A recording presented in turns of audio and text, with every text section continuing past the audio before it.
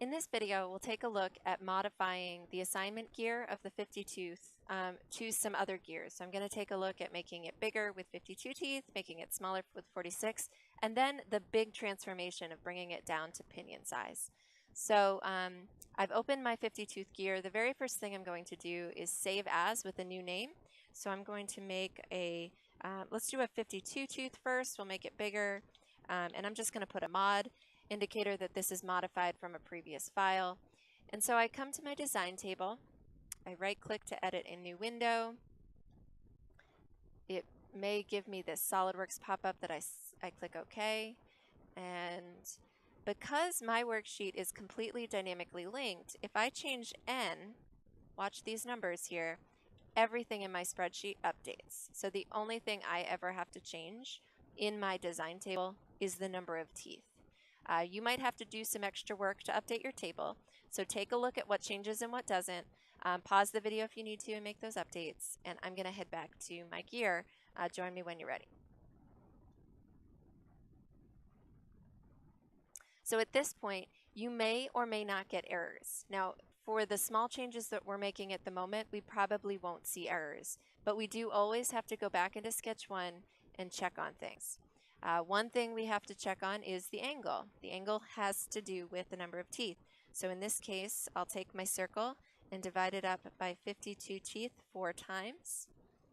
And I'm also going to check that my spline is going to my base circle, which is actually smaller than my dedendum. If those get swapped, I have to make an adjustment, and that's when you get the biggest errors. So I'm going to return out of my sketch. And the last change is how many circular features to include. So this time we're going to have 52. And that's it. I have now, in less than 3 minutes, modified my 50 tooth gear to be a 52 tooth gear. And all I needed to do was change 3 numbers.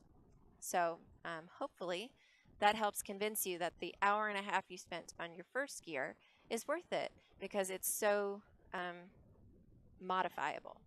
So I'm going to do another save as. Let's make a 46 tooth gear. Okay, and so again, I'm going to do the same things. I come here to my design table.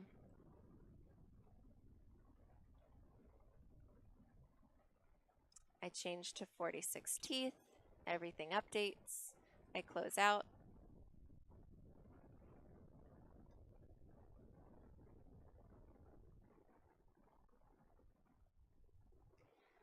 And at this point, I need to go check my sketch. I need to look at 2 things. I need to look at the angle. And I need to confirm that my base is smaller than my dedendum circle, and they are. I return out so it can update the features. I change my circular pattern. This time I only need 46 teeth.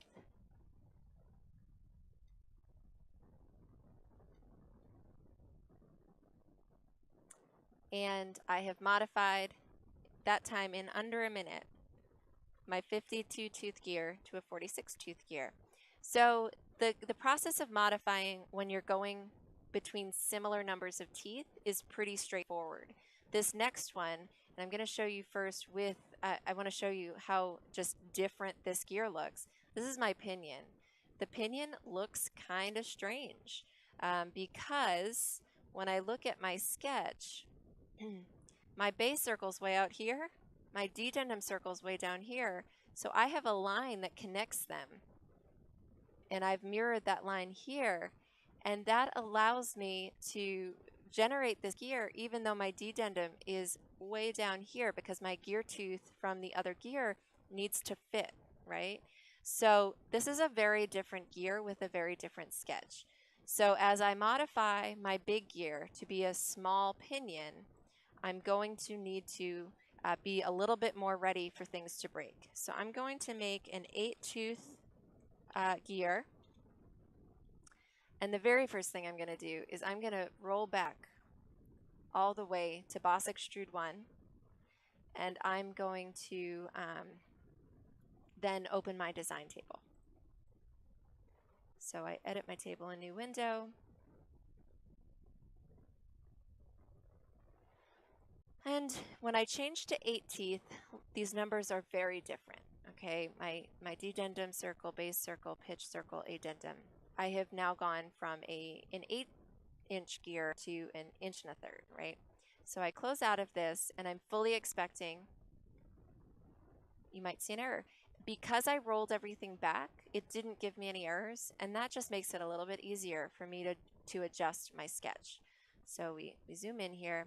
I'm going to go ahead and change my angle right away, so I know it's 360 divided by my number of teeth 4 times. And now I zoom in. Okay, so first issue. My points do not intersect with my addendum circle, so I need to go back into my design table. Second issue, my base circle is bigger than my dedendum circle, so I need to connect these. So we'll take care of the issues in either order. I can go ahead and connect these circles. I'm just going to make this one a nice vertical or horizontal line, excuse me, and I'll mirror this line about that same mirrored point. So I mirror the entity about this line. Oops. About this line. There we go. And so that completes the connection here. Okay. But I need to go back into my design table because I need to spread out my thetas.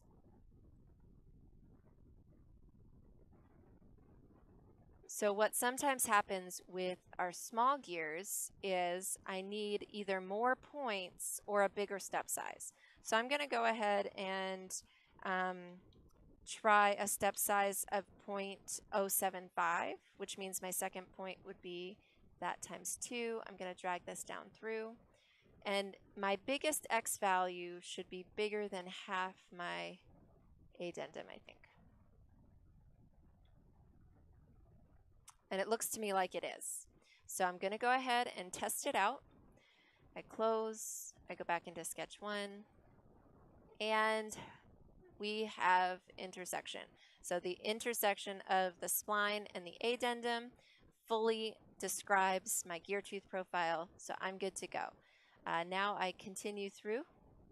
Boss Extrude 1 looks good now. Fillet might have an error because some of my edges have changed. And so what it doesn't know is where the root fillet should go. So I'm going to go ahead and edit this feature. I'm going to clear my selections. It's often the easiest way. And double check what the design project guideline is for your opinion. You might find that it's a bigger fillet here. It might be 1/8 of an inch. So I'm going to go ahead and click OK. This next one is definitely problematic. That's a funky gear. So we're going to go ahead and edit our circular pattern to have 8 teeth. And then we'll go ahead and put the cut. But I actually need to edit this feature. My pinion needs flats, right? So, oh, I don't need to edit the feature. I need to edit the sketch. And so we'll throw some flats on there.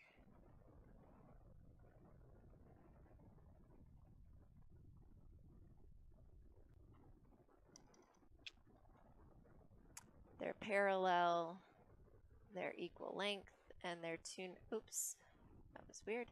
They are, oh, they should also be horizontal or vertical and 290 apart.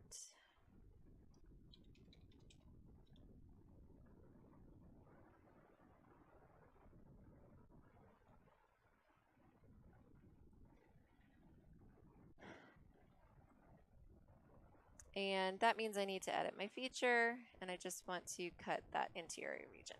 Okay, so that took me about 4 minutes. It was a longer process. And because I made sure to roll everything back before I made my changes, it wasn't particularly painful.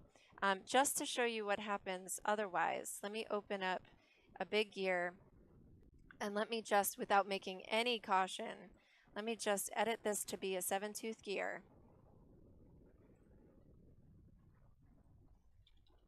Okay, I'm going to see a bunch of errors.